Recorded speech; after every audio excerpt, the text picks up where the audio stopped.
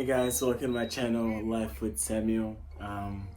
Today I'm going to be talking about my dog, um, Tyson. He was a foxy and stuffy. He was the most beautiful dog I've ever seen, and I think I'll ever see. Um, he was about 7 months old, and he's my first ever pet, like my first ever pet. I've had a few goldfish in the past. Just a family we had goldfishes, but yeah, this was actually my first pet to bring to the house. My family loved him. I brought him in, and then the next day, like I left to work and I came back, and there was like all these toys that he had. And my mother, my mother is a mother, so so this puppy came in and she saw it as a baby, and me like I was very happy to leave my home with my mom, with my sisters. They loved him, so the whole family loved him. He was like he had a lot of energy. There was moments so he would like climb the window and he would jump on the backyard, and one time, like, cause my bed is like right near the window, so he would be sleeping on my bed, and I would leave my bed and I'll leave my window open a little bit, and he would like be so curious and he would jump to the back. So for me to like teach him not to do that, like one time at night, I like he did that, and I left him out there. I left him out there for like 20 minutes to like show him, like you shouldn't be jumping from the window to the backyard. So, and I remember like he was trying to climb back, and it hurt me because I didn't like seeing that.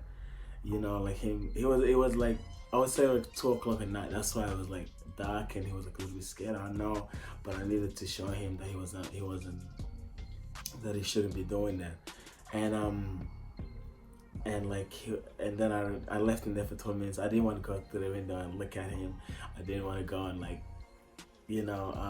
get into like look at me and then want to come through the window or jump or try. I didn't want to see that, so I just like left it for like 20 minutes, and then I went through the window and I tried to call him, and he wasn't there. He actually like walked to the door, and he was like standing right in the edge, like all cold and sad and all this, and that broke me. I picked him up, I looked out the window, I brought him in the room, and he was like shaking a little bit. I put him near the heater, I cuddled him. Yeah, he was an amazing dog. He was very energetic. He seemed happy. I only had him for 2 days. That's why it's gonna be a tragic story of my first pet ever. The first day I had him, we went for like this walkway that I go to. It's like a secret walkway, like nobody really knows about it, and it's like right on the side of the highway. So the highway is like on the side, and then there's like a little walkway that you can go to and through the back. Not a lot of people know about it, so like that's why I go there by myself. Sometimes I go there walking. I see it like a fucking relief kind of thing where like go walking, and just sometimes I like listen to motivational speeches. Sometimes I like listen to audio books, and yeah, so I do that for more like a relief kind of thing. And my first time taking Tyson there, we went together, and and yeah, like I wanted to take him off the leash because I wanted him to learn, to be walking by my side, to be there for me and all that stuff. So like I took him off the leash, and it was amazing. He was walking by my side. He like every now and then he would like do a run, but he would always come to me, like always come to my side, and I love that. I love the fact that I didn't have to put him on the leash or anything. And yeah, so the second day, I was so excited to walk him. I couldn't wait to walk him. So as soon as the morning came around 8 o'clock, I was like, yo, we're going for a walk, guys. And I took him for a walk, and we were walking, and like when we were walking, I can always see a smile on him. I don't even know if dogs can smile, but like I saw a smile on him. Like I saw a smile on Tyson, and we were walking, and on that day there was a few rabbits. The first time he was chasing a rabbit, I was like, okay, that's normal. he chased the rabbit for a little bit. Then I told him to come back, and he came back.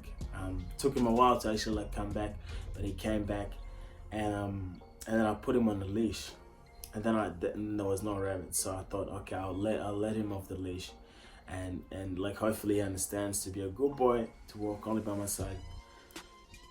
So he went. So he started walking. Like actually, like before I took him off the leash, I can tell he was trying to like run away. You know, so I was like, Tyson, relax, calm down, you know. And then he seemed to calm down a little bit. So I took him off the leash. And as soon as I took him off the leash, he saw the rabbit and he chased him. And he like ran like really fast. And I thought, okay, it's all right.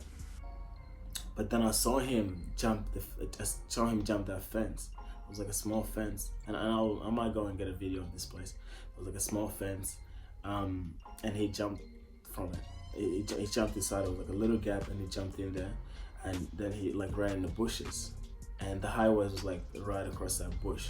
He jumped in the bushes. So I started running, and I looked, and started running, and I started panicking. I was like, yo, Tyson, you better be here, because the highway was like right there, you know. I was calling out Tyson, but he wasn't coming back. I didn't hear anything.